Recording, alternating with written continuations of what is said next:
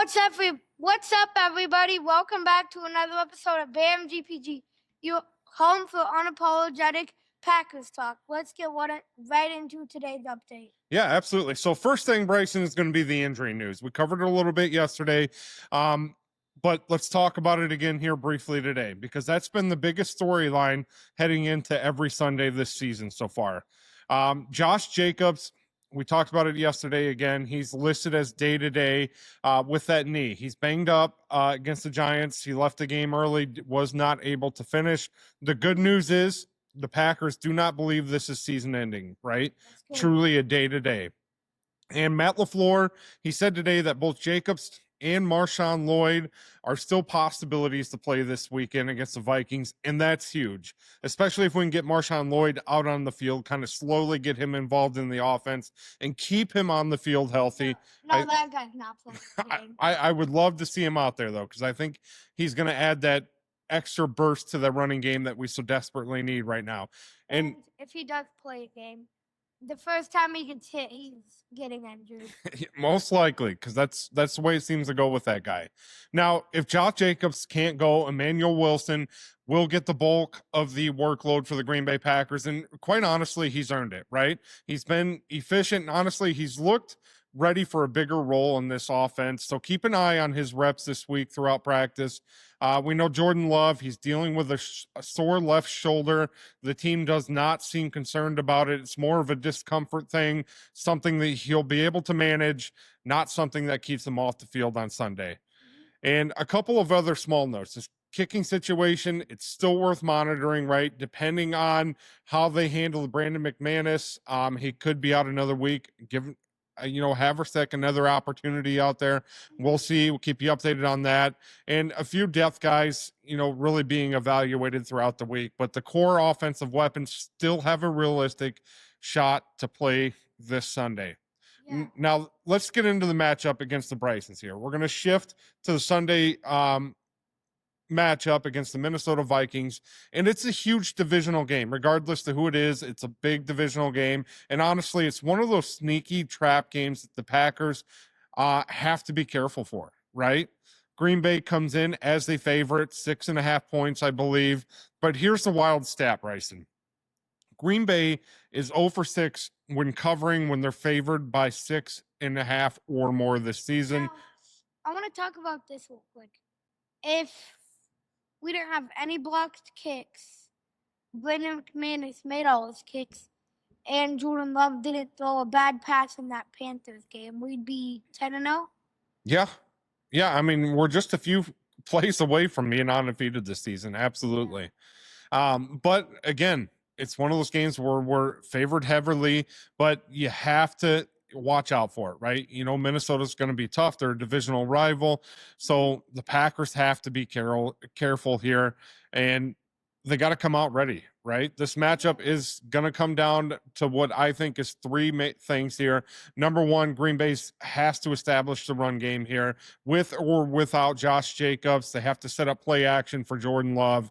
And Minnesota, they've struggled with some of that run discipline. So a play action killer, if they're able to get that run game going, that opens that up.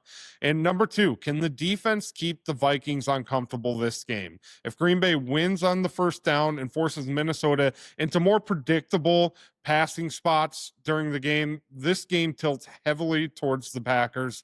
And number three, again, special teams. Can't say that enough.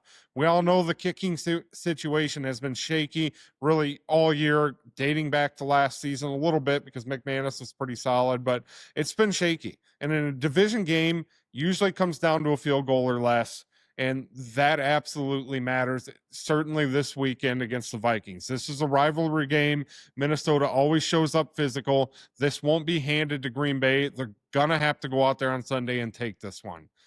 And then, Bryson, want to get into this one here. So Matt LaFleur, we've been harping on his play calling, been harping on his coaching here the last few weeks, but I got a little bit of a twist on this take here. So I want to know what you guys think here in the comments.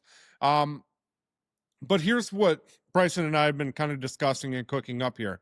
So Packer Nation, again, we want to hear your thoughts on this. I think Matt LaFleur might actually be calling games more conservatively on purpose. And that's not because he's scared, not because he's limited with his plays, but because he's might be holding back, parts of the playbook for later in the season as they make a playoff push into the playoffs. Now, just think about it here, right? LaFleur knows opposing teams study every second of film. Why waste your best misdirections, your gadget plays, your unexpected tendencies in week 11, week 12, week 9, early in the season, when you can unleash them when the stakes are at their highest, right? And nobody has recent tape on them.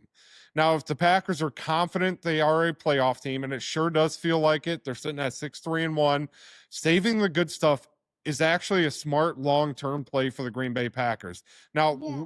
you look at the offense the last couple weeks, it's more structure, more, foundational calls from Matt LaFleur, fewer surprise elements, a little bit less motion at the snap. It's steady, right? Nothing flashy about it, but it's also a little predictable. And I don't think that's by accident, right? I think there might be a little bit something to this if you think about it. And I'm not saying that LaFleur is sandbagging, right? But what I am saying is that he might be building a base offense now and keeping the creative plays, the deep misdirection stuff, the rare personal packages tucked away until, January football. Now, imagine a playoff game, people, where the Packers suddenly roll out of 12 personnel, fake the run, leak a tight end to the backside, hit the deep cross, a play we haven't seen all year from the Packers.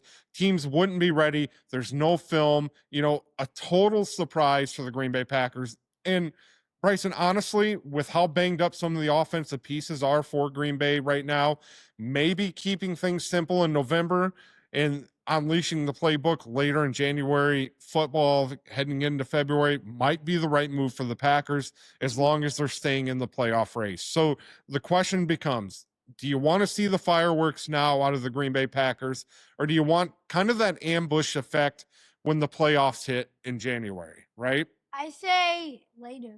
Yeah. So that's kind of our spin on it. Let us know what you think in the comments. Is that maybe something LaFleur's, again, kind of sandbagging until, as long as we're staying in the playoff race, kind of sandbagging that deeper playbook for later in the season as we make a playoff push. Now, just to kind of wrap it up here, Bryson, Josh Jacobs, MarShawn Lloyd, from the press conference yesterday, it does sound like they have a shot to play. Jordan Love's shoulder is just purely soreness issues, right? Not a shutdown issue for the quarterback.